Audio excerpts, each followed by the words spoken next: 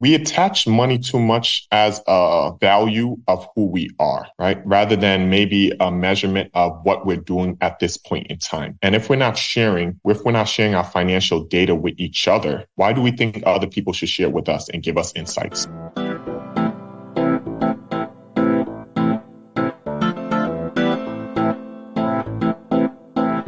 Born and raised in the motherland, chasing a better life, story of an immigrant. Concrete pastures. Concrete pastures.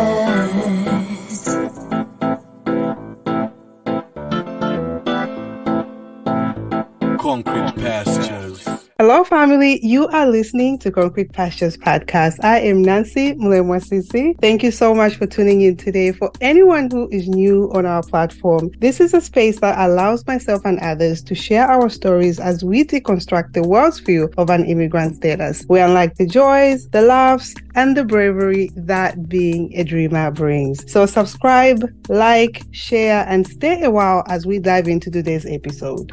I'm super excited to introduce our guest today. I met him at the US Africa Business Week. He was one of the amazing panelists. I had to bring him on. He's an attorney, entrepreneur, angel investor, and speaker. His name is Achumboro Ataande. He is a dynamic individual with a diverse range of skills and experiences. With a background as an attorney and a successful entrepreneur, he has a unique perspective on helping individuals and businesses achieve their goals. Not only is Achumboro an angel investor, but he is also a 4-time entrepreneur, having founded and operated 2 companies. Uplift Communities is a company that educates adults, teens, and children on financial literacy, entrepreneurship, leadership, life skills, college readiness, and workforce development. Achumboro invests in early stage startups in the US and Africa. He has also spoken on Fortune 500 companies, UN-related events, universities, and other events on entrepreneurship, leadership, and investing. He has also read 200 plus business, investing, and self-development books per year. Like a true immigrant, he has traveled to 30 plus countries and plans to visit another 100 countries in the next 20 years. Let's welcome our guest, Achumboro Ataande. Thank you so much for the warm welcome. I appreciate it. It's such an honor to have you. I'm jealous that you are in Jamaica. It's actually, I've traveled a lot, but I have not really been to the Caribbean. Really? Yeah, it's interesting. In a way, when I was younger, people laugh at me about this, but I used to think about, I come from, we immigrated to the US, and it took me a while to start accumulating quote unquote success, right? But when I started being able to travel about 10 years ago, I always looked at the Caribbean as a very rich, fancy destination, right? Because whenever you're on the trains in New York City, you see the Sandals resorts, and you only see a specific type of person who's going to that. And I just super expensive. So it was always out of my mind until really the last 2-3 years is the first time I've been to the Caribbean 3 times now: Aruba, Puerto Rico, and Jamaica now. So you're going to the expensive places, the ones you're staying on the train, because Puerto Rico is expensive. I don't know if they even have all-inclusive resort. I've been to Puerto Rico, but I was working, so I didn't pay for anything. Aruba is super expensive. So you are enjoying. We'll get into your richness and all of that. So your success. But I know you are my fellow immigrants. You are from Ghana. You came here when you were young, really young. Mm-hmm. Yeah. And from doing my research, you've lived in BX. I didn't know that you were living in. Yeah, I lived in the Bronx until high school. And post high school, I lived in Westchester. So I think something I try to share with people, especially when with Uplift Communities, where we work a lot. We do work in Bronx, inner city, Brooklyn, etc. And I think with entrepreneurship specifically, that grit and that toughness that comes from growing up in these environments will let you make it through almost anything. A lot of business is about surviving and being able to take punches in the mouth. The Bronx definitely gave me that, and I appreciate those lessons. I mean, you gotta be tough. I was not raised in the Bronx, but when I faced first came to this country 21 years ago, I was surprised by the Bronx. And with living there, I just had to like focus and mind my own business. But definitely, I can see where you're coming from when it comes to like, when you have that core of being tough, business will beat you up in ways. So at least you have that background of, I gotta be tough in order to survive. I gotta be tough. So we're already talking about business, which is something that you are passionate about. What advice, I just want to start from here actually, like what advice would you give to upcoming entrepreneurs? So I had dinner with one of my really good friends, Bunyamin Taskapin. He's phenomenal. He's a trust attorney, to say the least. He runs people who are mega wealthy, their trust. And when I was first starting out my business in law school, I started my first company at the end of law school, my third year. He told me that I should take the bar. He told me I should take the bar, that I should have something in my backup plan, and I did not listen to him. I said, no, I'm passionate about this. I'm going to continue doing this. I don't need to take the bar. So I did it. 2 years later, essentially making no money, figuring it out. I realized that he was right. He was right. And so one of the biggest things I tell people, the big lessons from that, don't quit your day job, right? Keep cash coming in. I think many people are sold the story that we have to quit our job and just jump into it head first. And I would actually say that most people should transition into entrepreneurship. It should be something that they're doing 1, 2, 3, 4, 5 hours after work, before work, on the weekends as well. And then as they build up the clientele and the cash flow, one, they can either hire out and expand, which is what I would suggest, or they can go into it full time when they have the cash to cover the expenses plus grow the business. So that's my biggest suggestion to entrepreneurs is keeping your day job. Don't think you're less of an entrepreneur because you're doing something that keeps paying the bills. That's actually a key part of the process to actually succeed in this. There's so much pressure, on social media. Everybody, you've just pointed it out. I left corporate after these many years and I just jumped into my business and it's so successful. And this is the story that we are sold. And for some of us that are starting out, it's just like, what am I doing? What am I doing? Still working and I'm not putting my 100% on my business. And, I'm glad that you mentioned that because there's a lot of feelings out there. There's so many people that are starting out and I'm in the community with them. And we always asking each other, it's like, when is the cutting point as to when do you feel ready as to, okay, I can leave my corporate job now and work full time on my business? Yeah. And I think it's something I'm also going to highlight and talk about because I usually talk about this on the side or sometimes when I'm on stage. But because entrepreneurship is romanticized so much, people have this notion that they're failures when they're actually just going through the process, right, of being an entrepreneur. And it's mostly downs. The ups are amazing. Don't get me. The ups are amazing. But when you're starting off, usually it's mostly downs. And I actually am more worried about people who succeed early because sometimes it builds in bad habits, right? Okay. We all can get lucky. Don't get me wrong. I want everyone to do really well, but we all can get full of bad habits if we're not doing the right things. We don't have the right systems in place. We don't have the right people in place. We don't have financial management tools, etc. And you just see this big influx of orders or cash, and then you don't build the right type of discipline. So when the hard times come, the business collapse. So that's something that I really want. It's failure is part of the process for the vast majority of people. All right. And that's okay. I mean, some of us, a lot of people do take failure to be something that really hard to come out of. What advice would you give to someone? Because you've been at this for a while. And what are the lessons you really truly learned from failure? Sorry, like no one really tells you about the stress of managing a business, the cash flow management, the employees, if you even have any, and then managing yourself and just everything about business itself. The sleepless nights of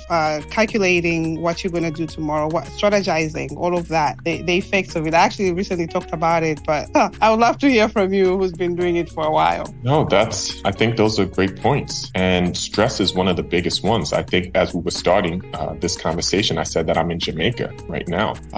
I've been working, this is the part people don't see, right? You're working 70 to 90 hours per week. And my friends have been my business friends have been telling me, hey, I think you should take a break because they see what's going on. And I think you should. And I couldn't. For the last 2-3 weekends, I couldn't take a break. So I finally said, you know what? I'm going to come out here, try to shut down for a few days and reset. But what you can do regarding stress, and this is why I keep on hearing it's part of the process. So while I read a lot, and one of the things that I love to read is books, autobiographies or biographies of other entrepreneurs, successful entrepreneurs. And what you'll see after reading their stories, you'll see if it's written truthfully, you'll see really a timeline of failure, right? And you'll see so many times that they were almost at the brink of bankruptcy, from SpaceX with Elon Musk to so many other people who went through it. You see, that's actually the real story. Like, there's a romanticized part, and we celebrate people. Steve Jobs, people don't realize when Steve Jobs came back to Apple, they were a few days away from bankruptcy. So, and now Apple is what the largest company in the world in terms of revenue in some ways. So understanding that and seeing, especially the super successful ones, seeing, hey, that was part of their story too. That can de-stress you a bit. But this goes back to my first statement about make sure you keep your day job till you really have this, running well. Okay. So, and don't burn bridges. Do not burn bridges. Don't say, hey, I'm leaving this job, I'm never coming back. You never know, right? You never know. And humility, actually a second thing, humility. One of my biggest issues with my first business, I could not ask for help. I was like, hey, I'm this attorney who does strategic advising. I can't seem to be someone who doesn't know everything, right? I have to be perceived as somebody who has all the answers all the time. And that was, I think, one of the key reasons for my failure of my first business. So being humble, and being able to say, hey, I don't know this, while you're working really hard to figure out the answers on your own, that's going to, and being open to accepting other people's help is going to take you far. So that's something I would say, having that humility is because a lot of people are rooting for you. Some people aren't. That's the truth. Some people aren't, but a lot of people are rooting for you, and that humanizes you a bit, right? A lot we see these people, we see them on screens, we're like, oh, they live perfect life. We don't. We have stress. Some of us have children, family, right? So much going on. Sometimes I talk with all of my fellow, we talk to each other. Cash flow issue. I have friends that are owed hundreds of thousands, if not millions of dollars, right? and they have to run their payroll, but people aren't paying them. Yeah. Because of the limelight of success, they can't really say anything. And that's all this pressure, not necessarily because of something they didn't do. Somebody's just not paying them what they're owed. So I would say humility really will diffuse some of the stress that you'll feel in this. No, that's really good advice. I want to get to Uplift Communities. What inspired you to create this community? So it's interesting. You talked about my background, right? So I am an attorney, 4-time entrepreneur, angel investor, speaker, and I just accepted a position to be an adjunct professor at Parsons University. So, but I didn't learn any of these skills before law school, right? And how many hundreds of thousands Black and brown people in New York City, let alone the millions around the world who have not been taught any of these skills, right? Skills that you really need to succeed in life. And it was been on my heart for a while. And one of my friends, Jeff Lindor from the Gentleman's Factory, he actually told me, I plan to do this after I became wealthy. I wanted to go back, speak, do for free.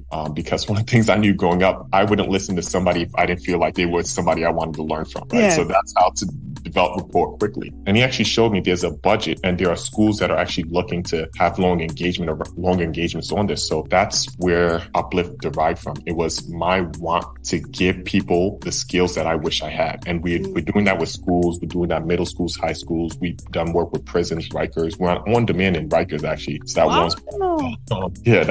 that's been great. And we've done some work with other jails around the city. However, one of the next things I want us to grow into is to work more with adult populations in general around entrepreneurship, leadership, and workforce development, because I'm very worried, especially in the Black and brown community, what's going to happen around AI, robotics, and automation. If we don't rapidly upskill, the poverty we experience now is going to seem like it was the good times if we look at it in 50 years. So I'm very worried about that, and I want to be part of the solution to making sure we don't have that dystopian future.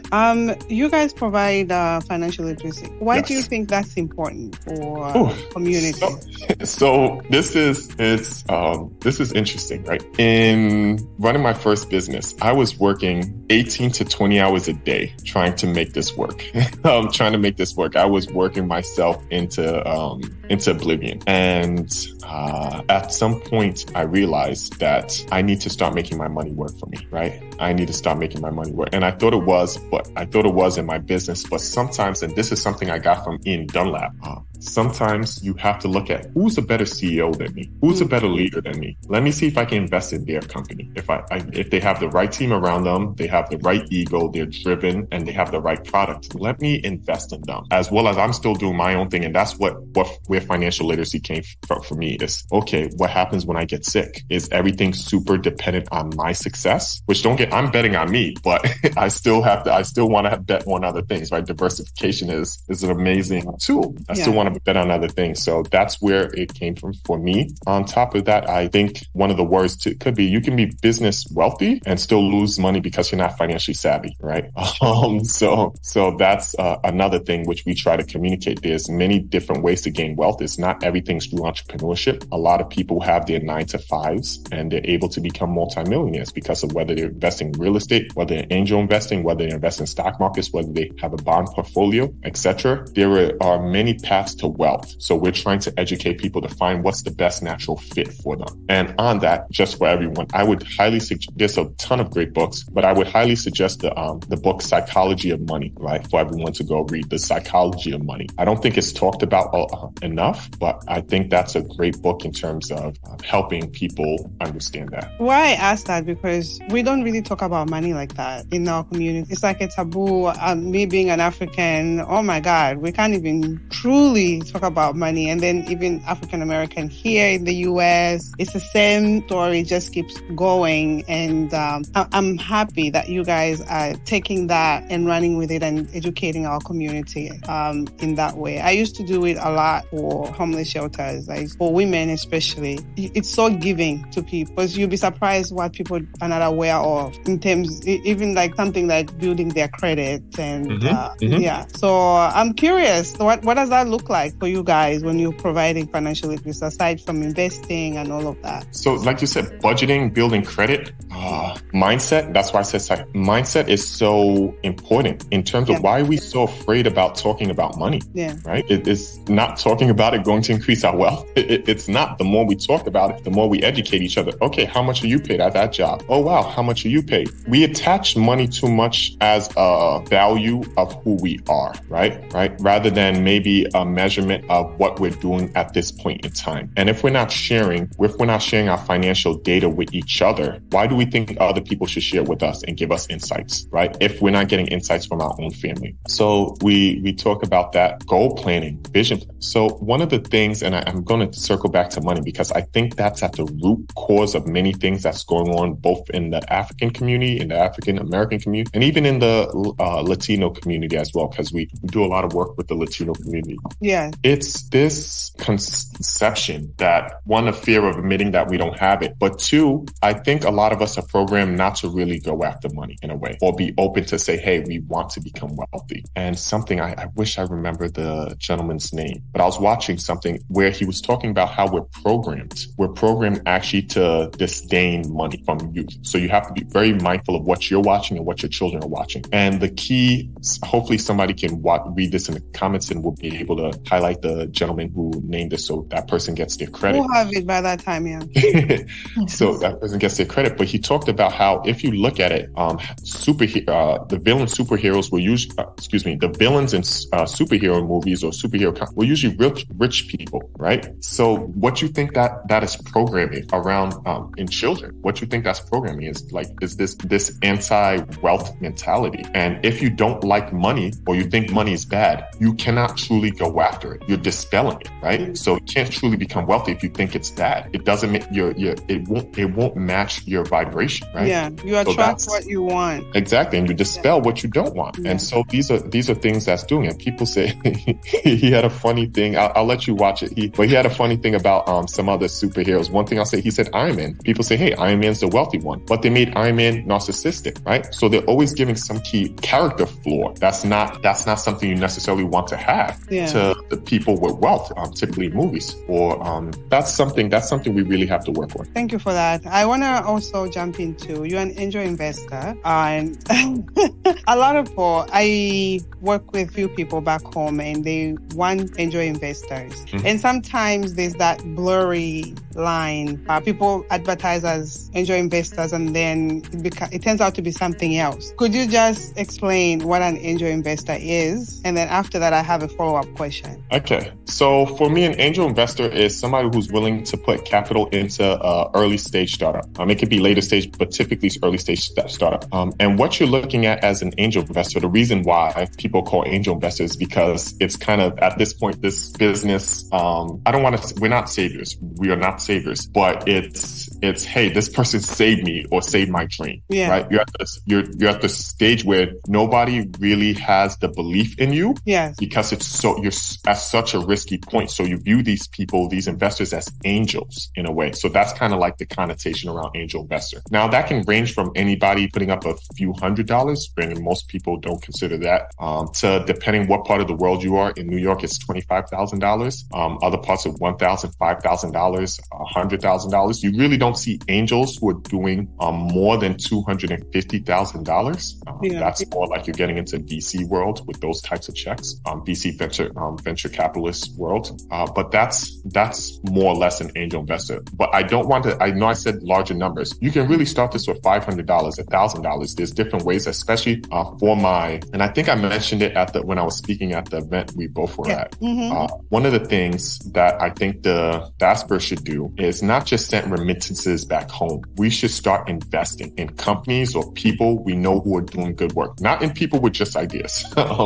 Not in people with just ideas, because most people who send back, we don't have money to risk in that way. Somebody who's really already has product market fit, which means that they already know who their customer is. They know how to connect with the customer, and the customer has been paying them, not just willing. The customer already has been paying them money in order to fix that problem, right? So that's something I would say, somebody who's doing, and help them scale up. Because if you do this, and if we start doing this in mass, what will happen is we will create the jobs that our family members who we're sending remittances back home to can go and work at. So instead of having to send remittances, we can actually create a wonderful flywheel by doing that. So that's something I would say in terms of angel investing, looking at it from that angle. But also knowing when you're looking at angel investors, we understand the risk, or you should. Don't come to angel investing and you don't understand the risk, right? You're doing good if only 9 out of 10 startups that you invest in fail, and one does remarkably well. So there's a high likelihood of failure in this investment landscape. So typically what we're looking for is companies that are going to grow at such a high multiple that it'll cover all our other investments, right? Not just the investment we made in this company. So we're looking for at least one company go 100x plus. Okay, so it can cover all the other companies we invest in. Plus, you're also looking at a longer timeline to exit. That's 6 to 8 years. This is not something you're going to get back money from in 1 year, 2 year, 3 years. You're typically locked in for 6 to 8 years at the earliest, unless there's like an early acquisition. But those are some things in angel investing, and it's a long road to go down, but those are some basics. No, that's what I love about your when you were a panelist at the event. And I think a lot of people misunderstand what it is to be an angel investor, and they want their return almost right away. And this is a startup we're talking about. The business owner is just, they need help to be, just to pick up a little bit so the business can start somewhat. And then eventually you get your return in some way. But I really wanted for you to clarify that. And my follow-up question, you actually, I think, answered it, was what are the requirements that you look for in order to invest before you invest into a startup? Yeah, so I haven't been obeying it with my last.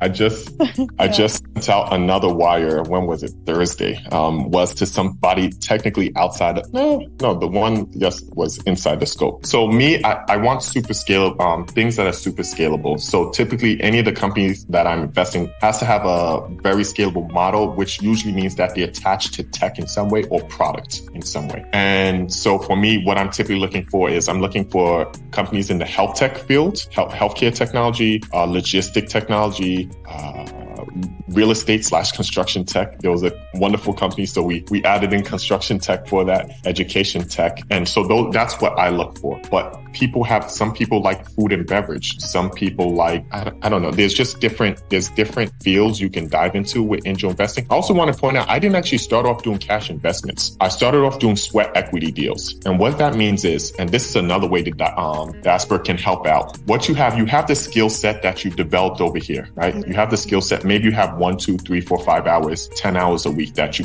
can say, hey, instead of me giving cash, because what most businesses are utilizing the cash for is to go hire people, right? Hire people, buy equipment, or marketing.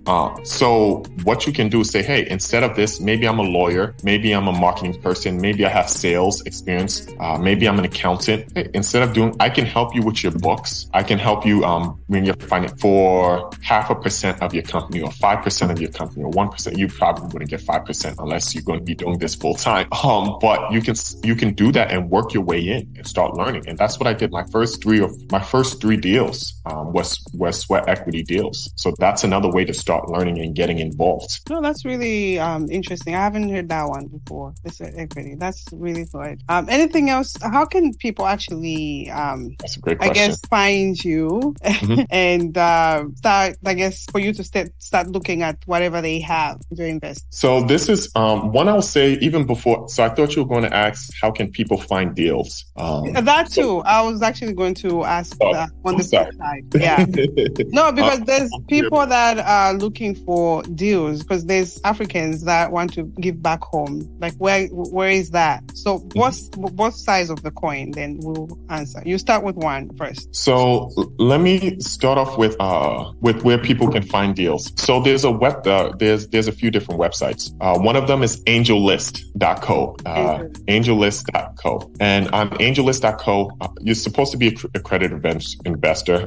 And what you can do on that is you can join a syndication. A syndication usually is a bunch of angels who are coming together to invest in something. You don't have to come together with them, but what you want is deal flow. You can see the deals that they're pushing.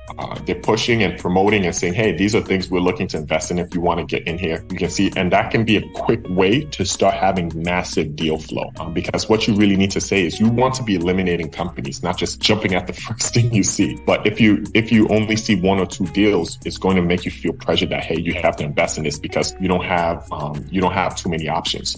So I would say looking at angellist.co. One of my good friends, Eric Osiakwan from Ghana, he has something going on. He has something called Angel Fair Africa. They actually have an event going on. It's their 10th anniversary and it's happening. Let me see. I just pulled it up for you. It's happening November 29th to December 1st of this year, but they're going to do it every year where they're bringing together. One of the things I love about Eric is he understands that it's hard to raise money as a startup, especially in Africa. So what he does, he brings together a bunch of investors, right? And has a few different startups come into a room and pitch in front of maybe a room full of 50 to 150 investors, right? So that greatly raises their chances and also puts you in front of a lot of opportunities that you can invest in yourself. So I'll say look into Eric Osiakwan and Angel Fair Africa. Africa, yes. There's a ton. But you said how to get in contact with me. So I'm very careful about giving people investment ideas. I say, hey, this is what I invest in. Do what you want. I'm not going to say this is what I'm doing. And I tell my friends the same thing. Hey, this is what I'm doing. Don't look at me as an expert because investing is very risky and investing is very risky. And I'm not trying to I'm not raising a fund. I'm not building something, I don't feel that I have that edge yet. When I have that edge, maybe I'll consider it, but I really don't like utilizing other people's money. What I would say is, though, I've been getting a lot of questions, right? A lot of questions, a lot of things. So I'm going to start building out my other company, Ataande Advisors, to be able to handle other people's general questions around in financial literacy, self-development, entrepreneurship, leadership. So if you look us up on Instagram, Ataande Advisors, on Instagram, we'll build that out more, and we'll also relaunch our YouTube channel, because all these books I'm reading and all these questions I think I have to merge that somehow to provide value. So we'll have some for you to really be able to get the information you want. No, that I'll be there on YouTube. You have a lot of information. I have a lot of insights to give. And talking about books, you read about 200 plus books a year. Listen, when you posted that on LinkedIn, I was just like, okay, how is that possible? Like, do you even if you are working 18 hours a day, do you even get the time to have a book? It's like, how long does a book take you? Like, so I learned in law school, I'm a faster reader. I had to learn that. I learned that my second year of law school, because I was a slow reader, starting off in law school. And it was like, I'm not going to make it. And thank God by the middle of second year, it finally clicked in. My ability to read became exceedingly rapid. What I would say is most of my books are, if you turn a regular reading length, between 6 to 11 hours. I'm able to get them done in about 2 to 3 hours, wrapping them up in 2 to 3 hours. But I count that reading time as part of your work for me, especially as a CEO, especially as a leader, especially as somebody who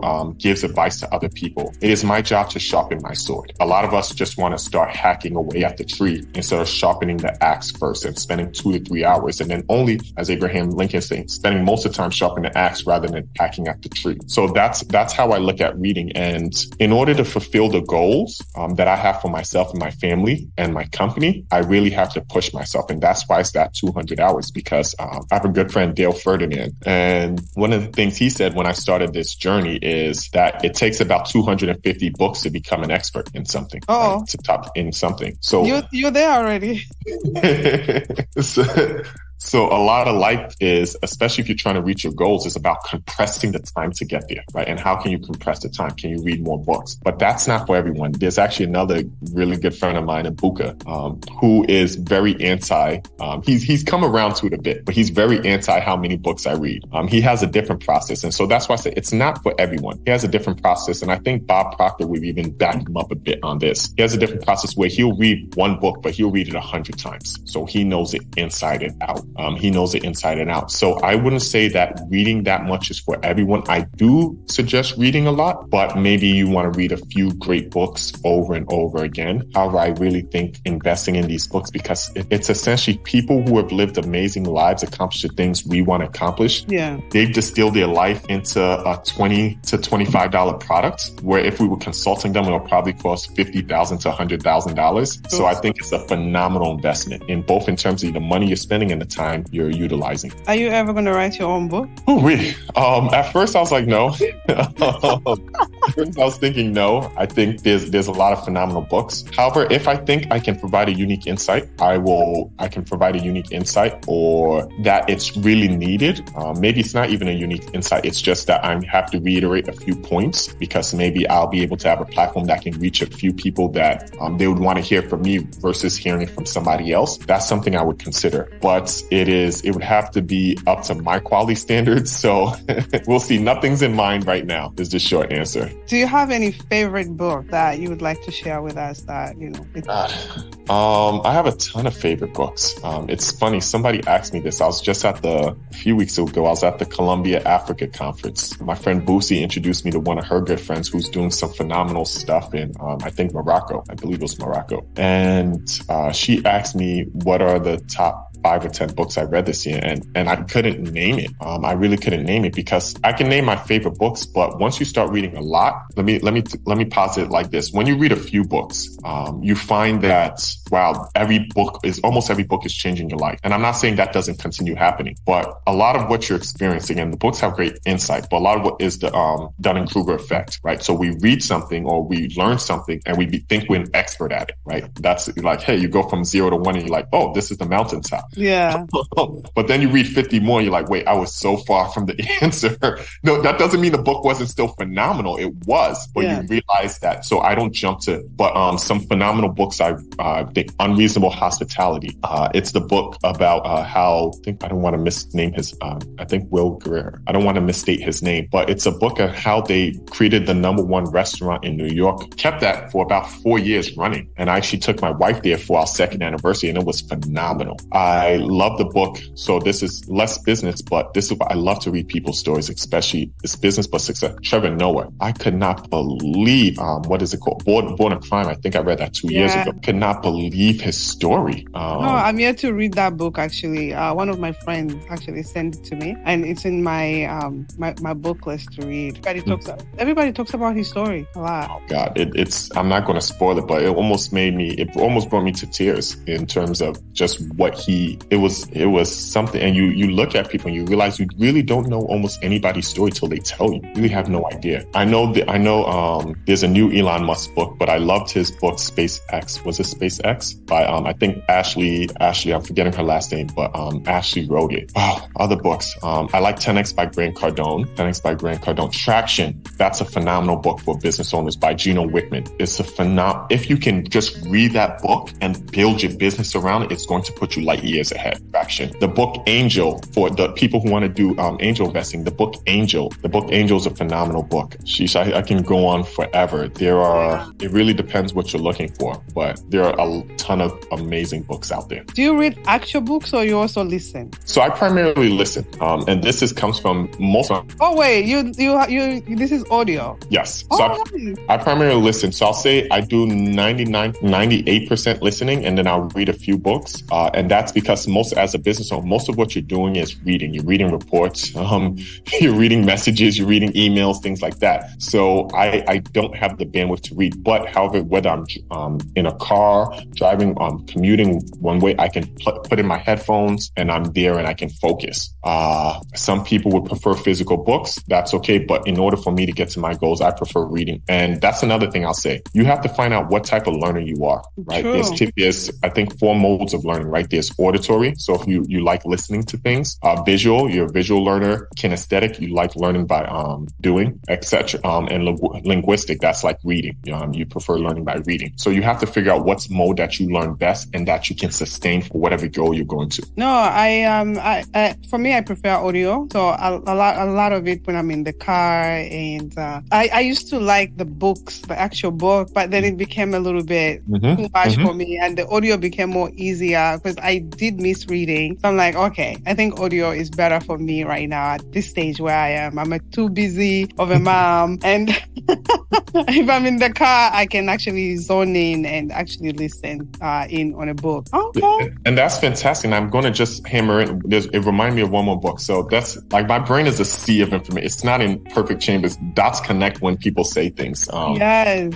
And so one of the things, don't figure out how you can achieve your goal. You don't have to make it harder or the steps harder. And one of the things you found is what has less friction for you to do. And listening has less friction than reading. And that's a great principle you can get from another one of my favorite books. I read it though, maybe 4 years ago, Atomic Habits. It really talks about how you can actually change your behavior. So Atomic Habits is a phenomenal book. Nice. Listen, I know you're on vacation. This is such an honor. And I was so surprised that you actually jumped on while on vacation. I appreciate you so much. And this has been such an enlightenment of a conversation, because I was hoping you were back home here in New York and we could. But last question for you. Have you found your concrete pastures? Short answer, no.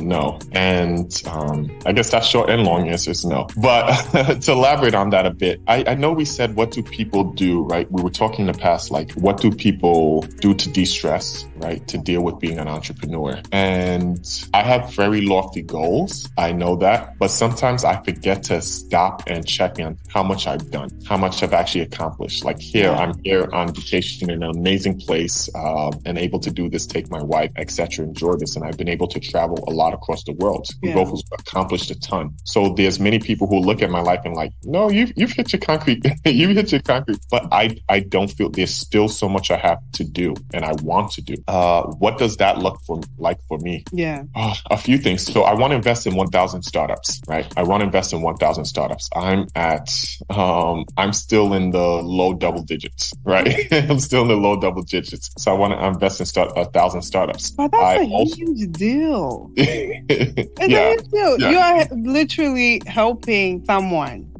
get their business up to where maybe might have not been not for you. So I think you should be proud. That is concrete. That is true. That is true. And there's so much more I want to do around the community, right? One of the things I look at money's a tool, right? Money is a tool. And I want to build a $1 billion company. And most people think, oh, $1 billion. It's more than that, right? It's not, it's more than money. To get to $1 billion, one, you have to drastically improve yourself, drastically improve myself. And the problems I want to solve. So there's some things that really touch my heart. A thing that I've been, I'm going to collect myself. A thing that I've cared about a lot since I was young was clean running water. Not just clean water, but running water. Especially some of our towns, our villages still don't have running water. And if we're able to solve that, I think that'll free up people to go on and pursue other things. I know there's some issues with running water projects that's happened in the past, but that's the passion of mine. Infrastructure. I was in a certain African city last year or 2 years ago, and I didn't realize how much we take infrastructure for granted in the US and in New York. So things like, which is still going on, things like burning trash and the pollution that's creating, right? If we're able to create something that it's not, hey, I want to start a garbage collection company, but it's something that can be so advantageous to our communities and really change the trajectory of people's lives, because we don't know how many people are losing to air pollution across certain cities. And I think there's other problems, but to wrap it up, to solve a lot of the problems, I need to be a better thinker, right? That's part of the reason why I'm reading so much. I need to be a better thinker. I need a financial resource. I don't like, even though I talked about I'm more humble now, I still don't like asking for people for money. So I'd rather just have the money. So if I see a problem, I can go there and solve the problem. Knowing that. But you said that we have to have that humility and we can be able to ask. Yeah, I know. That's what I'm saying. I hate being a hypocrite. So I'm still working on being able to ask for certain things. I'm still working on that. Don't worry. I want to bring that up because I have the same problem. Yeah, I'm still working on that. And finally, I think it's money doesn't solve enough. You have to have the right team, right? You have to have the right team and right network. So I believe in building $1 billion company. I'll be able to have the right people around me that I don't just trust with building this company. We can say, hey, let's go try to help out this city, this town, this neighborhood, right? This country. Yeah. Let's go try to help that. And I'll have the people I can trust. So it's not just a money thing, it's a people thing, right? Do you have the right people around it? Because you can throw money at a problem and you have an even bigger problem later. So those are some of the things that I'm thinking about and what I'm working towards, God willing. Listen, God is always willing, and I love the problem solving. I remember growing up, and just to take you back for my little story. Growing up, I grew up very rural, and when we used to go get water in a well, and that water, to today, I can taste how it tastes. So I don't even know. God knows what's in it. And you would put a whole bucket that all the way down. It's so dark, you don't even where that bucket is going, and it would come up with water. And when it comes up water, there's like stuff in it. You'd have to, do your best to wait for it to settle down and drink the water from there. It's going to be serving a lot of lives when you actually get to do that. I'm looking forward for you to do that. Yeah, thank you very much. Yeah, no, thank you so much for your time. Again, this has been an honor to have you on. Oh, I forgot one thing. Sorry. Anybody who's seeing this, I'm looking for somebody to help me out with Uplift Communities and operations. So if you're phenomenal at operations, you know how to process map, think in systems, you're very analytical, please email team@upliftcommunities.com. We are looking for somebody now. Are you only hiring US or this can be remote? I need a just person for my remote team. So I need somebody to help me. I need an integrator. First of all, I need somebody who's an integrator. So if you understand that, read the book Traction. You'll understand exactly what that is. I need an integrator. So that can be remote somewhat. But in terms of operations, I need somebody in New York, specifically because they have to physically manage the team, at least for the time being. Okay. No, because I'm asking, there's so many listeners from all over the world. And if there's somebody who qualifies, even if they're outside, they can apply. Yeah, if you're interested, write comments down. I'll have my HR person, because we are hiring for other things. We're hiring for marketing. We're hiring for a few video editors, graphic designers, etc. That's not necessarily top of my mind right now. It's more the operations person top of mind. But if you leave something or leave your contact information, I'll have my HR person look at this video and see who we can possibly reach out to in the future. And that's for remote. Those things are remote. Lovely. How can the people find you, reach you, follow you? How can we support you? I think LinkedIn is the best way to stay somewhat. Feel free to message me a few times, because even though I say I'm not on there too much, LinkedIn is the best way. Instagram as well. I'm going to try to get better. One of my business advisors says that I can't be the best kept secret, so I need to post more. So that's my 2024. I'm actually building out my team. That's why I said marketing content, to do more of that. I will be more active on Instagram, Achumboro Ataande Instagram, but you also can follow the company Ataande Advisors on Instagram and Uplift Communities on Instagram. And we'll be doing a lot more and some things for the general public as well. Lovely. I'll have everything in the show notes for everybody to reach out, connect. Again, thank you so much for your time. I appreciate you. Pleasure. Thank you for having me on. This was wonderful. And thank you for what you're doing for the diaspora, all of us. Thank you. I know you're really bridging that gap in media, stories. It's such a big part of that. So thank you. This is not easy. I know, keeping up, doing research, using editing, copying, posting, all that. So thank you. Thank you very much. Thank you so much. That's it on today's episode. It's truly an honor to serve each and every dreamer. Concrete Pastures now provides targeted services to dreamers coming to the US of A. We assist you to successfully integrate. We are here to support you as you write your new chapter. Kindly check out our services in the link tree. Until next time, keep dreaming.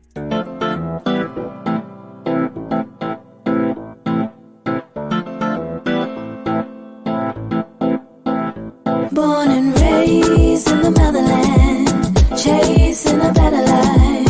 Story of an immigrant. Concrete pastures. Concrete pastures.